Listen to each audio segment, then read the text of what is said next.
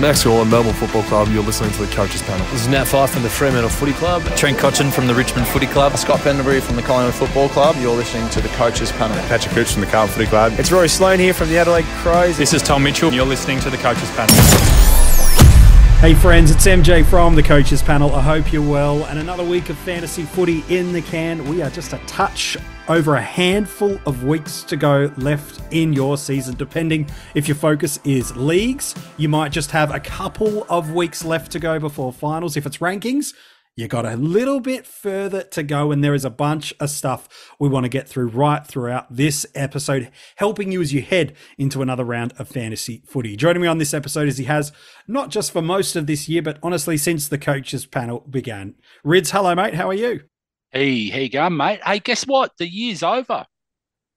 Well, are you talking about the Crows finals dreams or just fantasy in general? Just everything in general. The year's over. It's Christmas. Carols are coming out into the shopping centres. Oh, goodness. We're happy days, mate.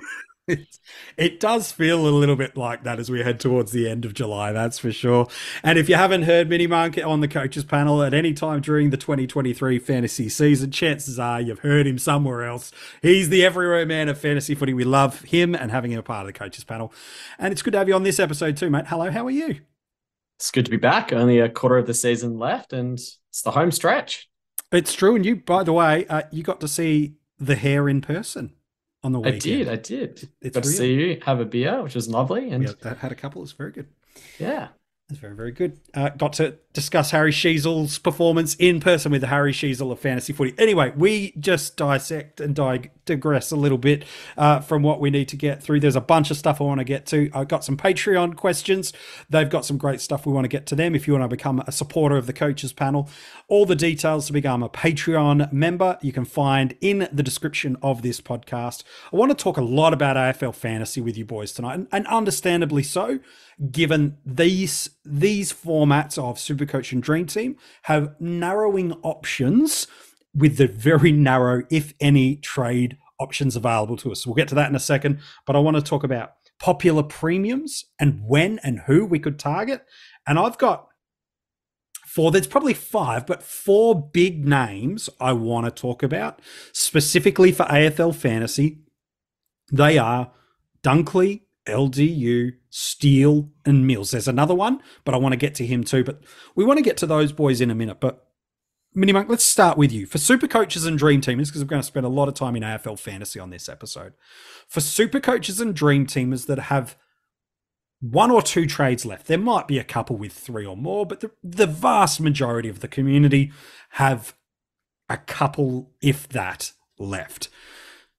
We know things are team dependent, and we know things are motivational dependent, which is rankings, leagues, and leagues being I'm safe or leagues I'm making it.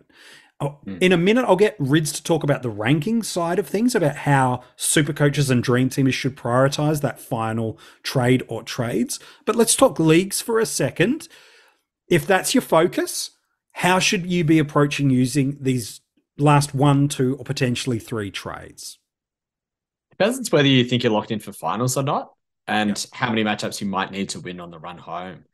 So chances are, if you're playing, top 8 final series, you got 2 more games left before you go into the finals.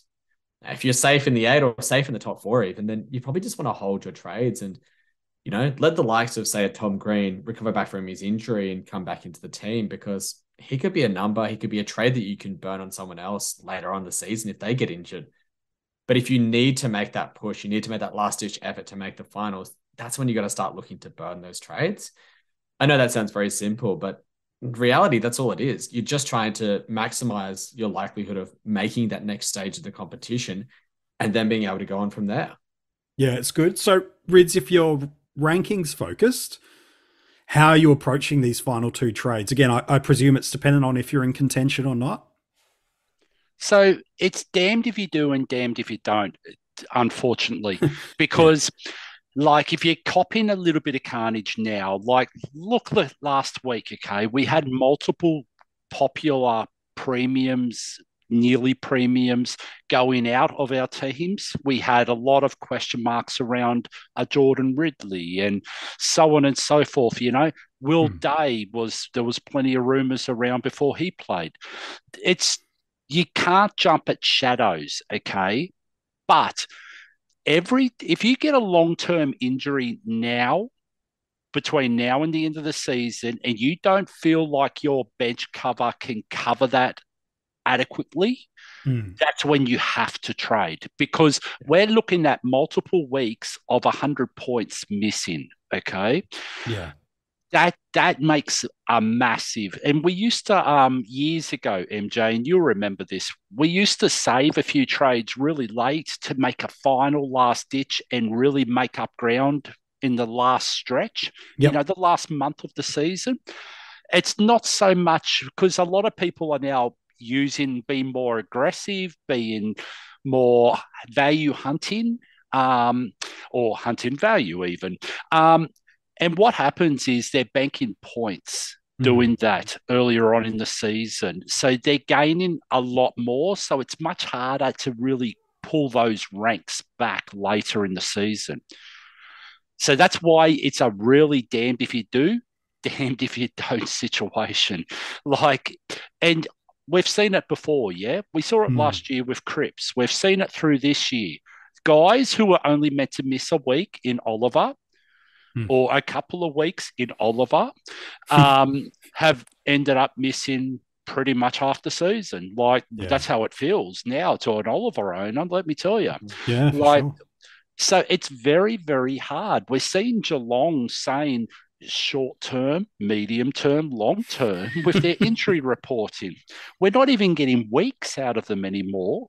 Not that it would have mattered much anyways, like the way that they've been going. So it's hard, Radio. It really is hard. So if you do happen to make a mistake, you just got to remember that you use sound logic at that point in time you're making that trade. And, the outcome later, well, what do we say? Hindsight often dictates the outcome. Yeah.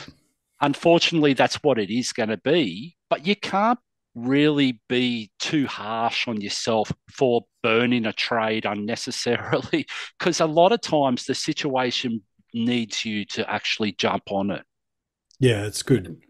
It's like earlier in the season, you use these trades, and you've probably made bad trades earlier in the season. You make a bad trade late in the season, you probably reflect on it more because of when it's occurred rather than the trade itself, because some of those trades you probably made early in the season are worse. I know that I'm guilty of it. I burn trades probably faster than I should in limited trade formats. It's the way that I play the game. Other people play it differently, where they hold trades and they try and come back later on. And that's the thing that's missed, I think, in a lot of these fantasy formats, is if you've got 0 trades left, then you're in that position because of what you've played earlier in the season. But if you've got 5 trades left and you're a bit further behind, well, now's your opportunity to try and make that advantage. But there's many ways to skin the cat. It's impossible to know which one's going to work before the season starts. It's probably impossible to know what's going to work even about 3 weeks out from the end of the season. Yeah. But don't bet yourself up on the way that you play the game, because you play it the way that you think works best for you. And there's no necessarily right or wrong way to play any single week or any season of AFL fantasy. Any format at all. Yeah. And the thing is, MJ, you have to fail sometimes to get a really good learning out of it. Yeah, it's good. But it may not be the same situation the year after, but you might be able to apply some of that learning, to that situation the year after with another situation. So you just got to do what you do. Yeah. You just got to play the game. It is a trading game after all. Yeah, it is. No, I think that's some really good advice. So let's move to AFL fantasy again. The reason over the next couple of weeks you hear us talk more in AFL fantasy is because of what we've just unpacked. In the SuperCoach and DreamTeam world, it's now about that versatility and depth of squad. The only major variance most coaches can do is how they approach their VC and C options. We spent a bit of time talking about that on last week's Roundtable strategy episode. So if you missed that, you can go and check that out. Both MiniMonk and Rids shared some great advice. So a lot of the conversation through this and over the coming weeks, although we'll talk some 2024, some keeper leagues and a bunch of other stuff over the next 5-6 weeks. So don't you dare go anywhere. But we will spend a lot of time in AFL fantasy over this episode and next. I alluded to 4, that there really is 5, but 4 guys that I'm really interested to get your boys' thoughts on today about trade priorities in terms of bringing in. Let me walk them through, and then we'll go in reverse order. Josh Dunkley, the club have confirmed he's back this week. That's good news, especially for Dream Team and Super Coaches that held, which was for most the right play. Great news. Happy days. LDU is the next one. Back 120 plus scores, and the fixture's real nice. Jack Steele, I think that's now a trio of weeks for Jack while he hasn't been at his 140 territories. Everything you'd want to see from Jack Steele that gives you the scoring trend level of comfort about how he plays his footy is there. And then Callum Mills, potentially the value buy of the year based on his historical performance versus price point. So I want to talk about all four of these guys, but let's start on Callum Mills and then we'll work our way back through the others. Rids, 641,000 is what he's priced at in AFL Fantasy. From a break-even perspective, it's kind of irrelevant because we're paying at such a price point, the break-even kind of doesn't matter to us. 11% of coaches are on him right now, and a lot of people over the previous 2 or 3 weeks have thought, I'm about to get a 110 guy, potentially, at considerable discounted price, but over the past 3 weeks, 71, 92, 85. So for those in and around the Callum Mills train, you boys, what should owners be doing and should non-owners continue to avoid?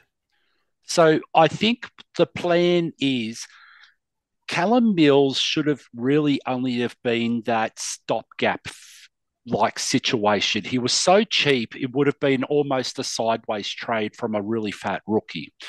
So, and you could have completed and you're pushing your rookie off your field. So you should have been planning to trade him soon anyway, unless he absolutely, unless he popped and he goes crazy.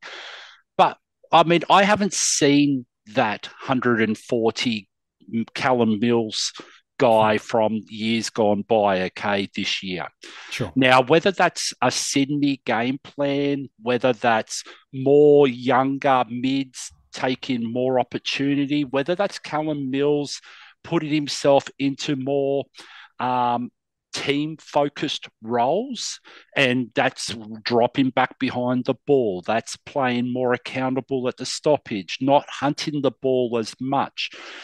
Whatever the reason is, something's not right there, okay? We're seeing that his ceiling is almost 100 at the moment, MJ. That's really crazy, yeah? So, and when he disappears out of games, he disappears out of games. Like we saw it last week, that third quarter, I don't think I even saw him like going for the ball. It was bizarre. It was a bizarre game. So if you have Callum Mills right now, you should be looking at doing one of your luxury trades to get someone more prolific with a better draw. Okay. Yeah. That's what I would do if you own him. If you don't own him, I wouldn't be looking at him at all because all the other teams right now are going for the guys. You know, there is enough team value now to actually look at reallocating funds to go to the bigger guys in those M8s, M7s positions. Like an LDU, for instance, and we're going to talk about him later, he is showing a bit of ceiling. He is their number one ball winner. Like, he just has that role, yeah? So he's the one that's hunting the ball. He's the one that they want the ball to go to. Like, he's got that ceiling right now that Mills is lacking. Yeah. Mini, your take on Callum Mills? He's a really, really weird one to try and figure out at the moment. And it's not just because of him. It's also because of what's going on around him with that Sydney team. They have struggled to put together their midfield mix almost the entire season. Yeah. Because there's been a lot of discontinuity with players coming in and out of the team. That includes Mills himself. We've had Warner go out of the team. We've had Sheldrick come in and out of the team as well. it's really hard for them to figure out what they're actually wanting to do with that mix. And that probably makes it really hard for him to know what he's doing, because he's being thrown around from being off half back to into the midfield to playing wing. I mean, how's a guy meant to get any sort of consistency in his role? So for those reasons, it's really hard to say buy into him. And it's even easier to say maybe jump off of him if you're in that position, because we need to round out our midfields with mids that can be at the top 8 level. And based on what we've seen from Mills in the last 5 weeks, he's not close enough to that mix. And if he was that stopgap and you can jump off of him now, then great. Sounds absolutely wonderful. But if he's not, then you just got to hope, I guess, because Rampy's gotten off, Lloyd's back. Maybe that means he stays in the midfield. Maybe that means he gets 65, 70%, can hunt the ball a bit more. Because that's the thing that we've really missed from him is he's just ball hunting. If he can actually just get the ball, get on some chip marks, like we've seen other players in the team, like Goulden and Rowbottom be able to do, that's the difference between, say, an 80 average and 100 average. And if he gets to 100, then at M8, it's probably okay. Yeah, look, he's got Fremantle this week. It's a pretty level even matchup. It's a neutral matchup, yeah. Marginally favourable, but it's a handball difference. Like it's not getting excited about that matchup, that's for sure. Let's move to the next player. Just with Callum Mills for 1 second, and I know that you want to focus on AF, but this is why formats are so specifically different at different ventures of the season, because Mills 3 or 4 weeks ago was an absolute stopgap buy in AF, but from a DT and a SuperCoach perspective, and we look at that, he is the perfect M8, M9 swing, 23rd premium. However you want to work it, because he is so cheap, and he is going to play, and he's average is going to still be better than the price point that you paid for him. So whereas AF, it's so dynamic the way that it works because of those 2 trades, use them or lose them. You really are looking at getting the best of the ceiling guys from here onwards. Yeah. And at that time as well in AF, it was hard because people were looking at him as a stopgap because they didn't have the money to get to anyone else that particular week. That was the week when we were starting to run a bit dry on the rookie generation of cash. We've got that back a little bit through Johnson and Sheldrick popping some good scores. But that's why. And you've got to really reflect on not just the player that you bought in, but the reasoning behind why you've bought him in as well. And I think that's a really important lesson to have in your bank, especially going into another season next year. Yeah, there's another one, okay, is Windhager. Now, Windhager right now seems to have that role. He's got the role of Sheldrick a couple of weeks ago, He's got a little bit of scoring potential there. If that's the worst you can do as an owner and you can't actually move him on, you can actually loop Windhager and Mills at your M8, and that's not a bad outcome this week. Yeah, it's good. Let's talk about Luke Davies-Uniacke again. There's definitely some parallels for the other formats again, but specifically for now focusing in AFL fantasy. Priced at $779,000, break even of 52, 7.1% ownership overall. And in the past couple of weeks since coming back from injury, round 16 against the Crows, like the rest of his team, to be fair, didn't see much of the ball. The past 2 weeks, 122 against a relatively tough matchup in Geelong at GMHBA, and then the Hawks, 138. And now the next 3 are potentially 3 of the best matchups you get for inside midfielders. St Kilda, West Coast, Melbourne. In fact, it gets better, if I'm honest with you. Essendon, Richmond, Gold Coast. It's for a 6-week block, it's almost as good as it gets for an inside midfielder. So my thoughts, I know he's a popular trading guy this week. Mini, we'll start with you on LDU. Is this jumping on the hype train, or is this got some substance underneath it? I just want to caveat, it's not just a good 6-1 week for inside midfielders. It's a good 6-week run for any sort of player. So you should be looking at players inside of North Melbourne that you can jump onto this week, and not just LDU. Sheasel, Simpkin. Simpkin. Well, Simpkin I think is going to miss again, but Cherry. Even Taron Thomas, if you want to take a bit of a punt as well, Mm. because Lord knows what people are doing at F6 at the moment, AFL Fantasy. It's an absolute mess. But if we go back to LDU, people were just waiting last week to jump onto him because we thought the tag was going to him. Yeah? I know a lot of coaches looked at him last week and went, oh, he's a really good price. He's got a bit of a lower break even.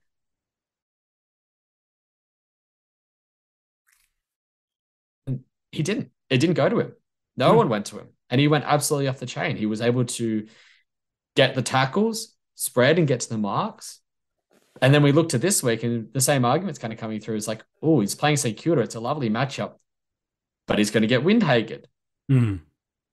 Do we think that Windhagen's actually going to go to him this week? Well, maybe not. We've seen stranger things happen with Ross Lyon and his tactics with tagging players. But even if Windhagen doesn't go to him, he's going to go off the chain. He's looking phenomenal. He's spreading for marks. He's getting the tackles. Kicking goals. What did he do in the back? He did this in the back end of last year as well, and everyone waited because but he hasn't done this before. You got to wait. Sometimes you just got to have the balls and just jump straight on, because if you want that run of fixtures, it's there. The price tag, it's there. The break even is there. If you wait until after this week and go, no, I'm going to wait until after the tag, it's 60K up. He's gone. There's no value anymore. You might have just missed your ticket to get onto the top 8 midfielder that you needed to get onto. So I think if you're hunting and you want to go for that bit of a pod differential that can absolutely win you matchups in your leagues, accelerate you up the rankings in the next 5-6 weeks, and by all means get onto it, because he looks like an absolute stud. Yeah. I'll tell you what, MJ, just on Finn McGuinness for 1 second, okay? Sam Mitchell in a press conference last week says that Finn McGuinness will only tag an outside player. I can't believe how many people miss that. Yeah. LDU is not an outside runner. So he was never going there. It was always going to be a Nash or a Newkirk or whoever it was on the inside. It was never going to be Finn McGuinness. So sometimes we create these shadows and then we jump at them ourselves through groupthink at times. But there was a few very astute coaches that jumped on LDU last week. So good for them. Now, just on LDU for a second, okay? Yes, please. I think he's at the right price point. I think he's got the ceiling. He's got the game. He's in form. And he's got the draw. I think you'd be absolutely crazy if he wasn't right in your thinking this week. Yeah, the consideration of him, again, it's about 150K from Mills to him. Not saying Mills has to be the trade out, but if you're looking for a way to get there, it's about 150K. If you're a Sheldrick owner still, it's about 260K to be able to go up from there. So it's really relatively quite attainable for coaches to get up to him, which is understandably why, and again, all these elements you've talked about, why LDU is a serious play for us through there. 2 more to go. And then there's there's 2 players I'm dying to actually ask you boys about trading out of. But let's talk about trade-ins. Jack Steele, 833,000 in AFL Fantasy. 72 is his break even. Bit more highly owned than some of the other boys that we've just spoken about. 16% overall, considerably higher in the other formats. Had that monster score 2 weeks ago against Melbourne, the 146. Then backs it up with a 106 against the Suns. And then we talk about a nice run. North Melbourne's this week. Hawthorn the coming week. We've just alluded to the Finn McGuinness tag, more likely to go to an outside player. And then it's Carlton, Richmond, Geelong, and Brisbane. MiniMonk, Jack Steele, what's your take? Control C, a lot of the LDU discussion, and paste it straight on to Jack Steele as well. Yeah. Great player, reasonable run, back in form. The only flag is that the fixture isn't as good as what LDU is. Carlton and Brisbane, pretty rough. Geelong, as they're coming into form as well, pretty rough. So with Steele, there's less of a jump on time. You have to go this week for the friendly matchup this week, and probably pray it comes off. Probably pray that he goes 125, 130, and that's enough to build separation on everyone else, because the run isn't quite as nice. Now, I know that Jack Steele is a player that has done it a lot before and through easy and tough matchups during that period. Sure. But St Kilda are playing a bit differently this year compared to how they've played in the past. And we've seen that Jack Sinclair has gone to the inside. And look, you mentioned the McGuinness tag. It's probably going to either Sinclair or Wanganeen Millera because those two are the most damaging for them on the outside. It's very, very hard to see someone going to Steele and being able to stop him. But I also just think that there isn't as much points to go around for that team at the moment. And so there's a bit more of a concern there for me than what others might have. Yeah, again, now that's in a couple of weeks' time. It's North Melbourne this week, so that'll help us at least for this week. But you're absolutely right. We're not just thinking about a 1 week pop and jump off when we're talking about these guys. We're talking about some longer term plays. Rids, your take on Steele? A couple of weeks ago, you bashed a guy who plays for St Kilda MJ on Twitter. I think this actually is a direct relationship between Crouch and Steele. This conversation is like, we've seen Windhager come in, getting a lot of ball. We're seeing Steele coming in, getting more ball. Like, I mean, people that were very astute jumped on Crouch and really made a bit of coin over it. They early have at the to buy, be exploring the possibility of jumping off him. And I know we're going to talk about that at some stage. But, I mean, if you do like those next couple of fixtures, then a Jack Steele might be the man that you be, really, really thinking through. Well, Brad Crouch is at 922,000. You pocket 90K down to Steele. You pocket almost 150K down to an LDU. So you're looking to find a way to get a comparable or better score and generate cash. It's not a bad option. And let's just remember the guy that seems to have been forgotten everywhere over the last couple of weeks, and that's Tuke Miller. He has had a change of coach. He's come back into his the ball winning role of playing midfield. Yep. He had 25 touches just on the weekend. Second game back from injury, had 8 marks, 5 tackles. He's going to build on that. So there are nice options around that price point now. It's not just a one-person discussion anymore. It's not like we're only going to discuss LDU. We've got LDU, we've got Tuke, we've got Walsh, who's around the mark with an okay Yeah, that run. fixture's about to open up soon for the Blues. You know, we've got Steele. There is possibility of jumping off guys who you don't see outscoring their price point right now and go into a lower one who's going to be very comparable score-wise. Yeah, right now the best matchup for inside midfielders in the AFL for fantasy and AFL fantasy is North Melbourne. Do you want to know who the North Melbourne play in round 24 this year? Gold Coast Suns. Just saying. Just if you're looking for a last week pop and want to get some of the Sydney, Adelaide and Brisbane matchups that sit along the lens through there is Carlton, which isn't easy for sure, but and I know that we've been talking about groupthink a little bit, okay, and it is real. It's a real thing in AF radio. Oh, it's everywhere, but sure. But in AF particularly, okay, because we're more active in that format than other formats. Every week you're doing something, yeah. Yeah, exactly.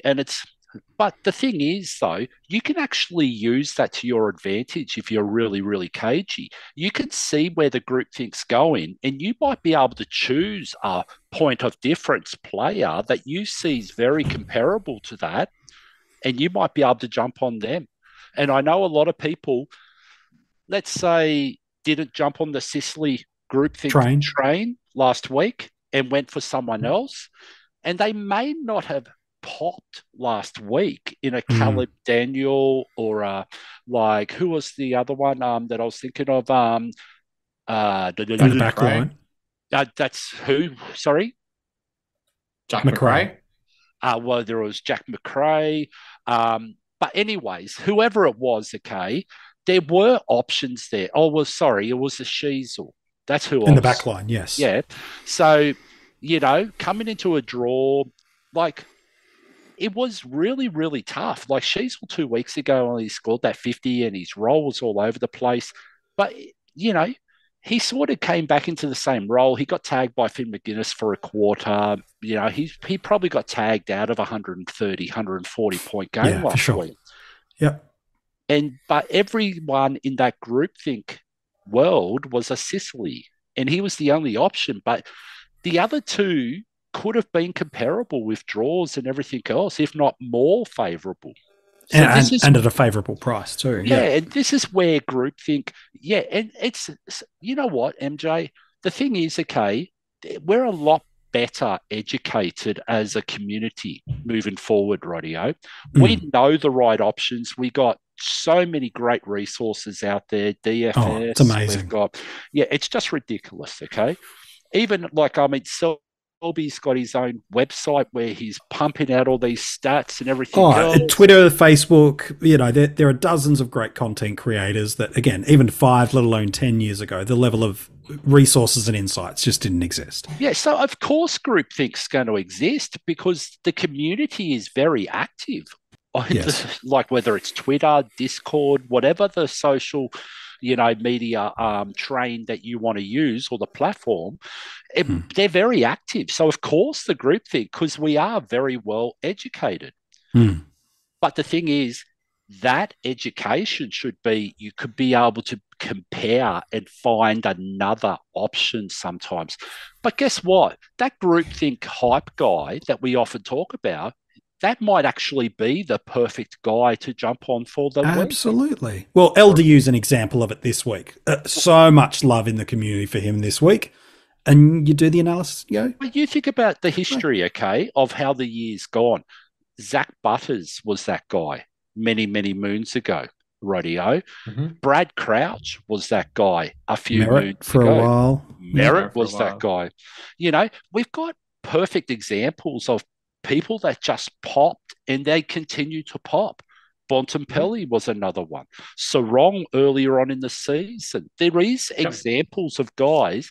Tom Green earlier in the season, before he was highly owned early from round one, but then all those other ones came on board, So there are examples of when these actually really come up, but this is the time of year you can actually go hunting a point of difference to get that unique head-to-head matchup. Yeah, it's good. There's one more player I want to talk about trade in, and then I want to look at 2 players to trade out, and then we'll wrap up with some Patreon questions. At time of recording, we don't have squads, but Brisbane have given every indication to suggest that Josh Dunkley will play this week. So let's take the club at their word. They've got a relatively good history. Brisbane have been quite upfront with where their players' health is at. Josh Dunkley's back. Outside of, Taranto's been the best forward in AF for the year. We've had some really nice ones. Butters, Rosie, Goulden, Cornelio. But Dunkley's recent form has been right up there among the best of our forward lines. We would all ideally love to have him in our side before the year is out. The question is this: is it this week, or when is the week to bring in Josh Dunkley, knowing he has the potential to be not just the number 1 forward over the next 6 weeks, he's shown the potential to be the number 1 scorer in AF over a 6-week stretch if things go his way. So, MiniMonk, Josh Dunkley, it's a question of when, not if, right? Yeah, it's definitely a question of when and not if. And it seems like it's an easy question to answer, but it's not as easy as what it might look on the outset. And the reason why it's not as easy as it might look on the outset is because people are desperately screaming out for a way to get a good forward into their teams, because we have been trying to fill our teams with stopgaps. This is why we've traded into the likes of McRae, Keys, Darcy Cameron in the past as well. It's getting pretty messy in there, that F5, F6 spot. It's why people are looking at the likes of Flanders this week to try and have something there. Because I don't know about everyone else, but I really don't want to be trading into Dunkley this week. And there's 3 main reasons why.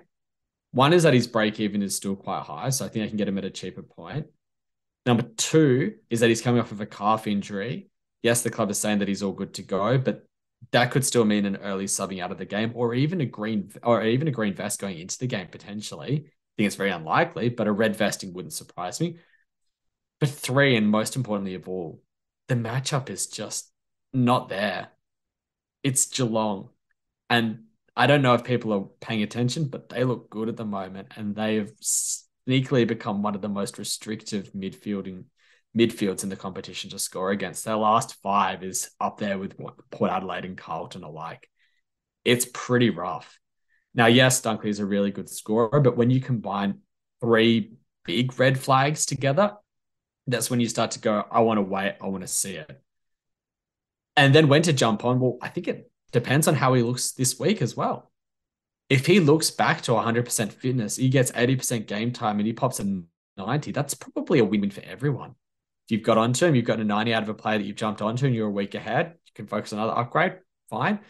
But if you haven't got on, he comes down 30, 40K, which is a lot at this time of the year, because it might be the difference between being able to go one guy up slightly and one guy down slightly versus one guy sideways and one guy up when you're doing your premium shuffles. And that can be pretty big when you're doing those trades in round 23 and round 24 to target those matchups. Imagine falling short by 15K of a Gold Coast player that you want to get. Say it's Took Miller. You want to bring in Took Miller for that North Melbourne matchup in round 24, but you can't afford it. That might be the difference there. So I think it's wait the week and then reassess. I think that's the way to look at it. Yeah, Ritz, your take? So I just want to highlight Geelong. It's not so much their midfield's on fire, it's the way they play. Tom Atkins, Blickhalfs, O'Connor, they're very contested, very defense-minded. Yes. Like, even if someone gets off the chain, you could have a Blickhalves or someone else come and stand next to you and tag you out of the next 2 quarters of the game. So that's why it's a dangerous matchup to trade into. But it's also who you're trading out of. Yeah.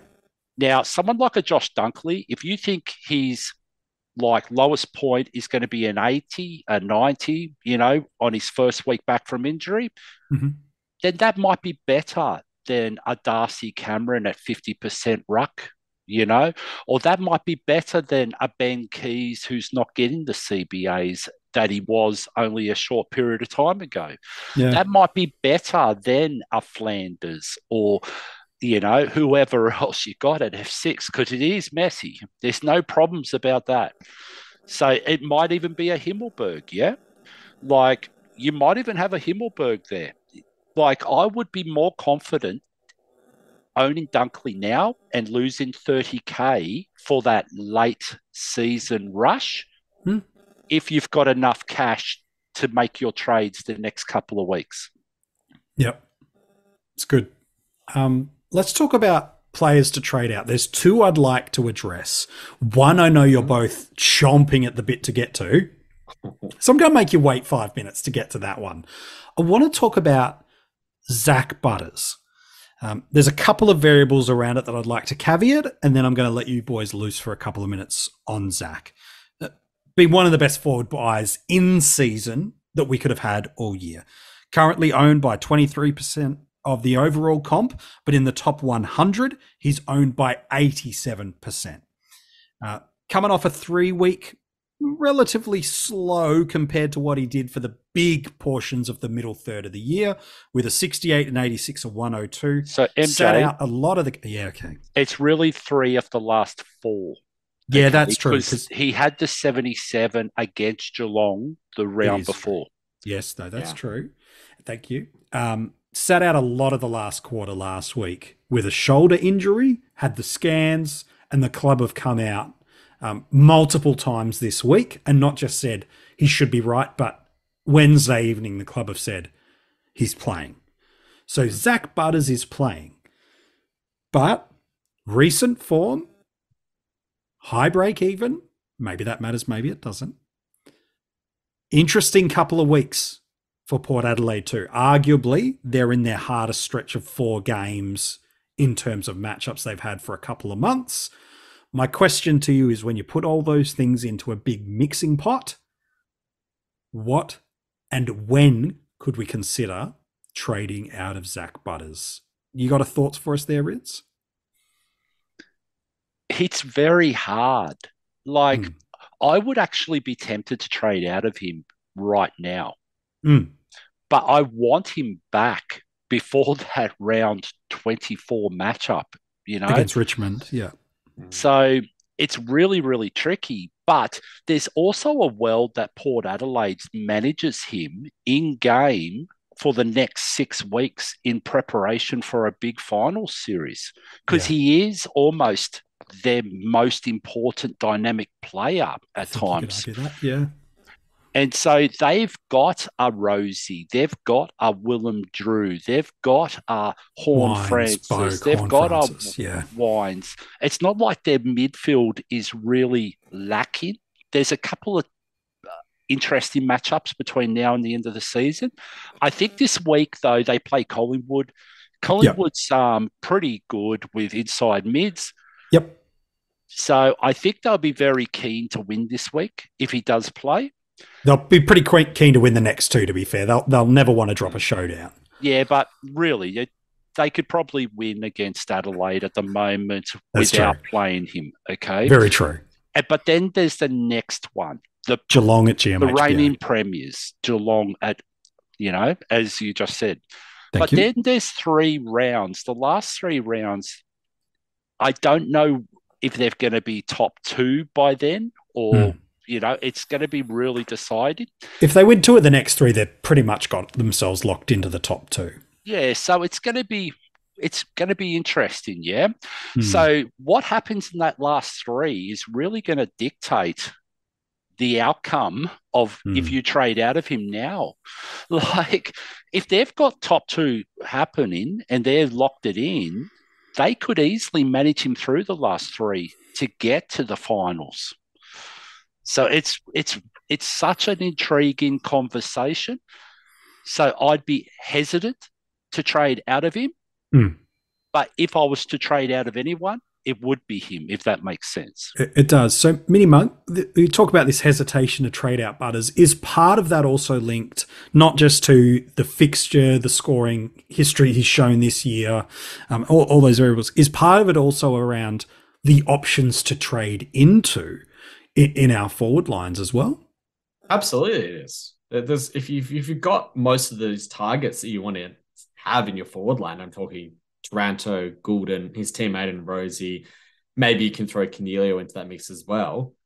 If you've got all of them, then there's no one that really stands out. And that's why there was the attraction towards Dunkley for people that are looking to go that way. But it just feels very awkward to be spending 200K for someone who might pop a comparable score this week. Yeah. Because we need to put into context how Butters has been, because 3 out of his last 4 have been poor, but look at the matchups that he's had in those last 4. Yeah, they're tough. They haven't been easy matchups. He played Geelong, who are very, very restrictive for inside mids, as we've started to see now a lot more. His one good game was against Essendon, who are fairly okay for inside midfielders to score against. Then he went 86 against the Suns, which isn't the end of the world. You'd probably take that for an F5, F6 player. Yeah. And then he's gone 68 against the Blues. But that's in the 69% game time, where he basically didn't touch the field in the last quarter. His role is still the same.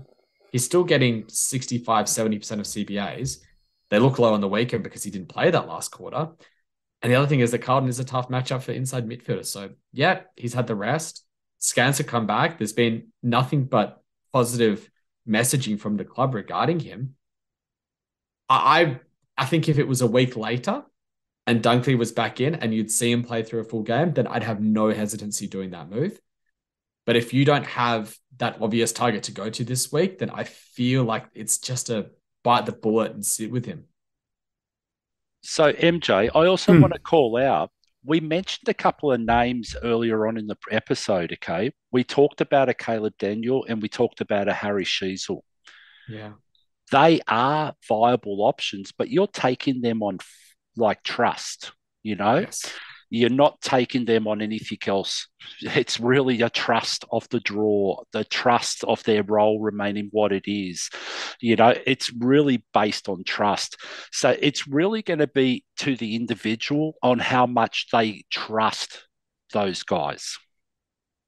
Yeah, that's good. Then there's one guy I want to talk to before we hit our Patreon questions and wrap up the episode. I want to talk about Rowan Marshall. And it's probably not so much about Rowan, although it is, as it is linked to Max Gawn.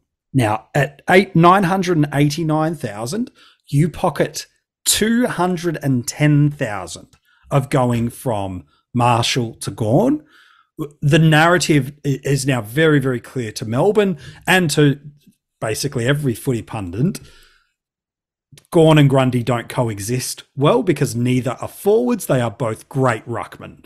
And so Gawn has shown at a beautiful way, arguably a ceiling game of the year, what he can do in that spot. St Kilda have a nice matchup against North Melbourne. It's relatively friendly for rucks at the moment. So that's a caveat. While Max Gawn, also not as friendly, but a relatively friendly one through there. I know they're both linked. Oh, and by the way, Rowan Marshall's in 100% of the top 100. Oh, yeah. So my question is this. I know the answer is team dependent. I don't want none of that nonsense from you two. No, it's not team dependent this one. Marshall to Gawn. Talk me through it, lads. You go first, MiniMonk. All right, I'll have the first crack at this. This is why it's really important when you're looking at fixture runs, not just to look at the teams that he's coming up against, but also what has changed in those teams. Thank you. Let me run you through what the 6 opponents that Max Gawn will likely face on his run home will be.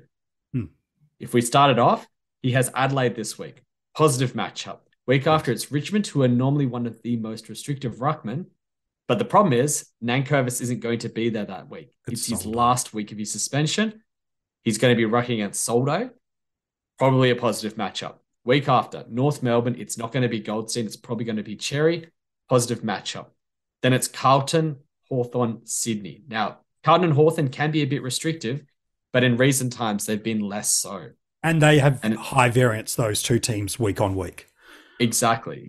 And so the other thing to be aware of then is, well, what's Rowan Marshall's run? Yeah, if we start him off, he has North Melbourne this week, positive matchup. Hawthorn Carlton, as we just talked about before, probably pretty neutral. The week after is when he will get Nankervis. Because he plays Richmond with him, yes. With him back. Then it's Geelong, and then it's Brisbane.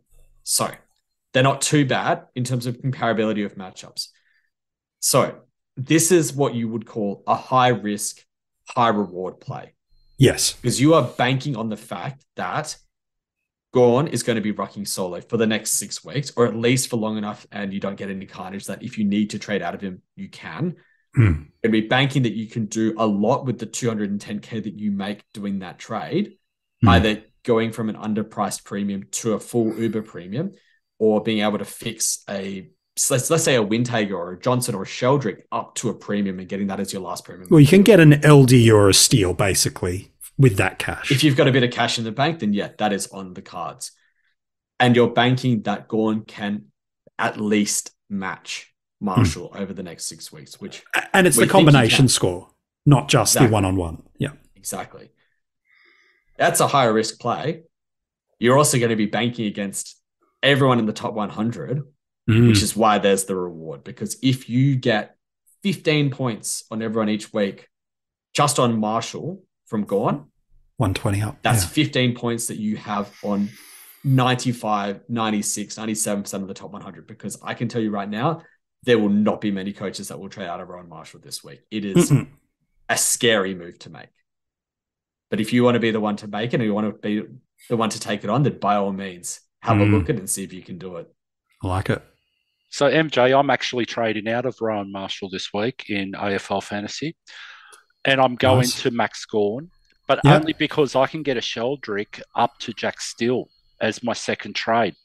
Now, when you're actually exploring these options, and again, it's going to be very hard for anyone that's highly ranked in contention for the high lux to do these sort of risks. Sure. Because there's 5-6 rounds left to play. There's still a bit of time left, okay? If you're in contention for the high lux, this is really, a difficult way to go. Right? It's squeaky bum territory. Someone who's just learning the game like myself, relearning the game after many years of focusing on SuperCoach and DreamTeam and so on and so forth. Sure. It's much easier for me to actually do these. But these are the things where you got to look at the combinations. Mm.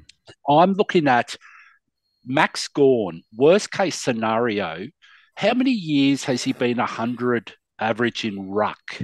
It's been him solo years. basements are 90. Let's call it for what it is most weeks, is a 90 basement. Yeah, so let's just say if he can match the Marshall 100 average over the next 5-6 rounds, granted if he's solo ruck for that time, which we believe he will be, okay, leading into the finals, you want Max Gawn hitting the side, like the peak going into it. Mm-hmm. But it's the flip side. It's the next trade where you're making the points, yeah? The combo, yeah. If you can just break sort of level on the other one and use that cash to really rape in those extra points, and we're talking about a Jack Steele from a Sheldrick. Yeah. That's pretty nice, I would have thought. So that's why when we say it's team specific, you have to look at your team and work out your best way to reallocate those funds and try and take a little bit of a hit at worst case on the points and then reallocate them to maximize your points gain on the other flip side of the second trade. Yeah. So that's why it gets really, really tricky, okay? But again, it's where you're at this point in time. Like, how many mids have you got in your team? Where are you ranked? Yeah. Like, what's your appetite for risk, all that stuff? Right now, it's probably not this week. I would recommend it because you got Marshall versus North Melbourne this week. And really, that's potentially our captain option, really a fullback captain in AF. Yeah, it is. Yeah, it is. So that's a really, really difficult. And that's why Dunkley becomes a very interesting discussion. Yeah. Yeah. Again, because not many people have Dunkley in AF because he's just coming back from a 2-week layoff. It's been a very minority sort of coach that's held on to Dunkley at this time of year. Yeah, and unlikely a rankings focused coach too. Yeah, exactly. So in that world, Dunkley now at a loss of 30 or 40,000 with a terrible matchup the first week back could actually lead into next week into doing this trade as well, Marshall to Gawn, if it suits you better next week. Yeah, it's a good one. All right, lads, let's give some people some nice stuff to mull over there. That's what I love about what you guys do is you help us process and look at the different nuances and help us to make the right coach decision for the right coach and their team. Let's hit some Patreon questions before we wrap up this episode. If you want to become a Patreon, all the details can be found in the description of this podcast. A special thank you to Brandon Clark. He just became a premium tier supporter of our Patreon just 3 days ago. Thank you, Brandon. And he actually kicks us off with our first question. And maybe I'll throw it over to you, MiniMonk, to kick us off. It's an AFL fantasy question. He says this: I've got a pile of cash on my bench. Weddle, Johnson, Sheldrick. Mate, you are not kidding. And he's having a hard time unlocking some of it. The debate he's got is between swapping around his worst on-field player. He's given these names: Berg, Will Powell, Briggs, McCluggage. But I can only upgrade one at a time. So what should I do? Is it just the one up, one down? How do I go about it with a focus of league to wins? By the way, he's ranked 4,200. So well done to you, Brandon. You got a lot of money to play with. MiniMonk, is it just a release one up, release one down every single week from now?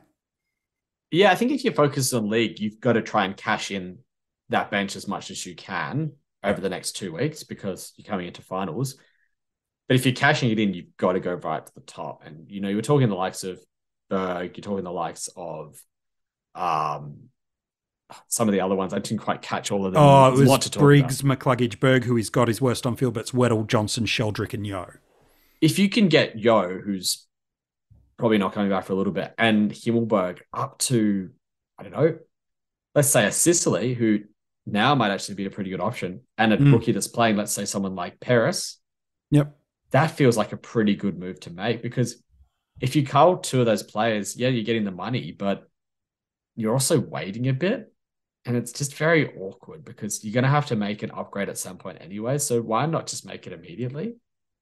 It's a really hard one. If you're bang on in the hunt and you've already locked away your final spot, then definitely go with that. If you need to run for it a bit harder, then maybe try and get creative. Try and look at looping some of those players on. Like Johnson has the potential to pop a 75, 80 score at any point. Yeah. Immelberg could drop a poor score any particular week. It gives you the opportunity. Yeah, some good advice. That's all I can say. A keeper league question for you, Rids, from AJS Hawker, long-time supporter of the coaches panel. So thank you, AJS. Keeper league question. Will any of Goulden, Day, Finlayson and Blixarves retain DPP heading into next year, Rids? Goulden, no chance. Agreed. What was the next guy? Day? No chance. He's going to be mid.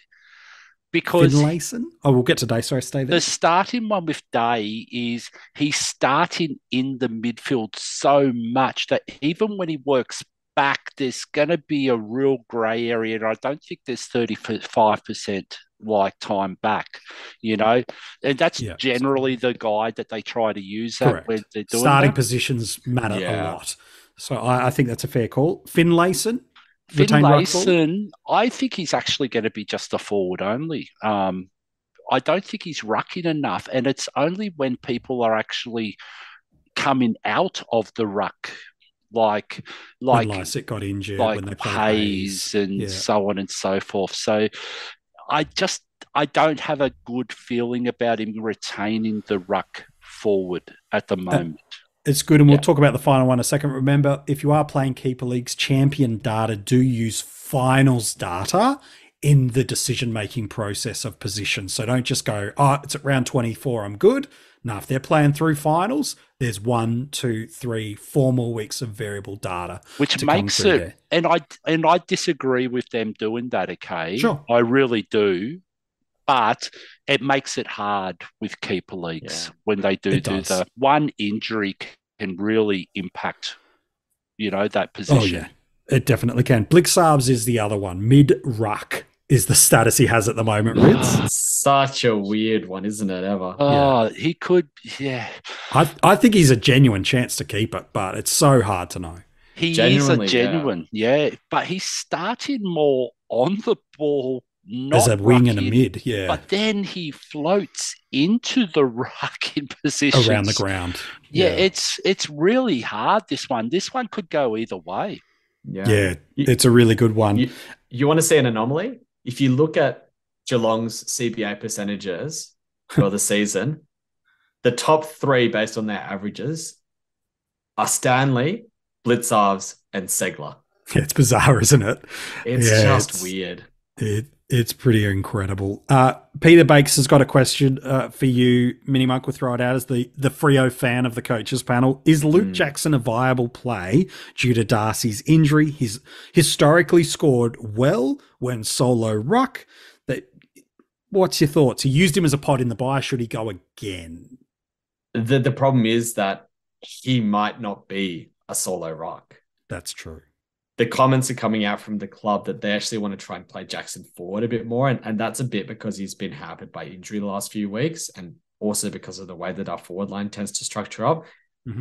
And there's comments today from Longmuir who are saying that they want to potentially bring in Liam Reedy, 200K, ruckman, unplayed in the AFL before. Yeah. If that happens, you just cannot go anywhere near Jackson. Yeah. I honestly, I like the thought train. I had it myself, but there's too many question marks. Yeah. Thursday night squads will tell you that one for sure. There's a third domino as well in Tracy. We just don't know. And his role just seems to be like all over the shop. Like, Yeah. he's been really good up forward, but he has played that ruck potentially in game at times. Like, who knows what dynamics they do? Yeah, no, it's a really good thought. Ian McRae's got a question about when and how to use your last trades in limited formats. Ian, the good news, we answered that right at the top of the episode for you, Ian. So you're all set there. Rids Corey Blackledge has a question. He said, look, I know it's different in fantasy and SuperCoach format. It's very dependent on formats and teams, but is there some teams that you can see have a nice fixture run for the rest of the year that are helpful for me in my V, C, and C options? I got two words for you. First name North, second name Melbourne.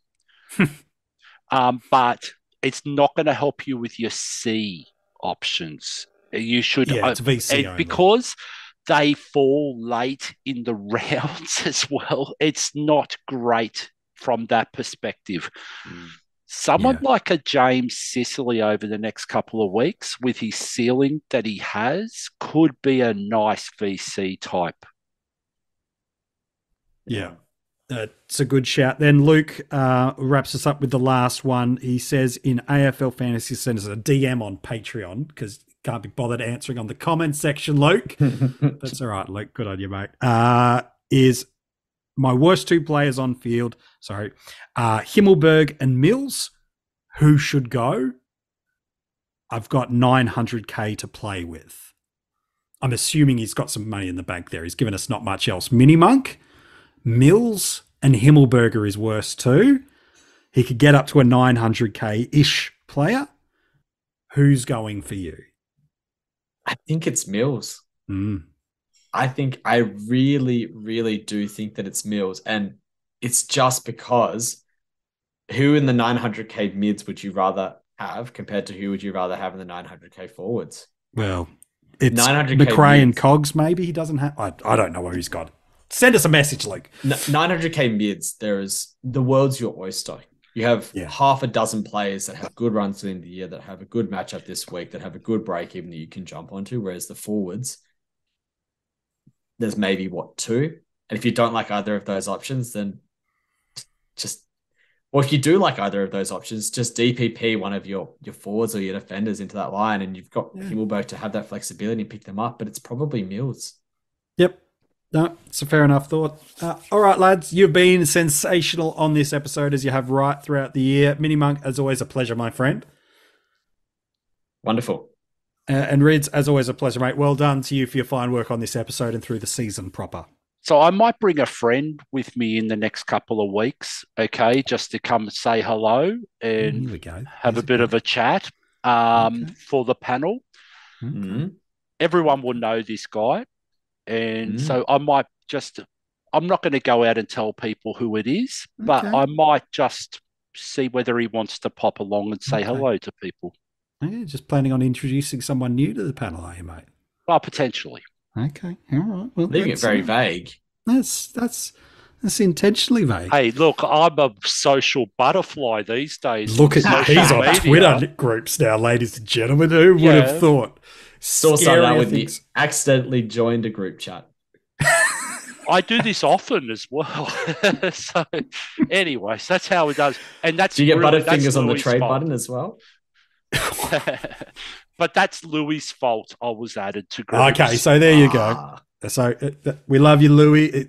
Long time member of the coaches panel and the pod. Hasn't been on as many podcasts as MiniMonk is this year, but there's still a few weeks to go. We can catch our dear friend, that is for sure. We hope you've had a great week so far. We hope this next week and the round upcoming is incredibly kind to you. If we can help you in any way, please reach out to us across social media, or you can become a Patreon. It's the quickest and easiest way to get access to a variety of members from the coaches panel. Good luck as you head into the new round. We hope everything goes your way. And until next week and the strategy roundtable, from all of us, we wish you well, and we'll chat to you soon.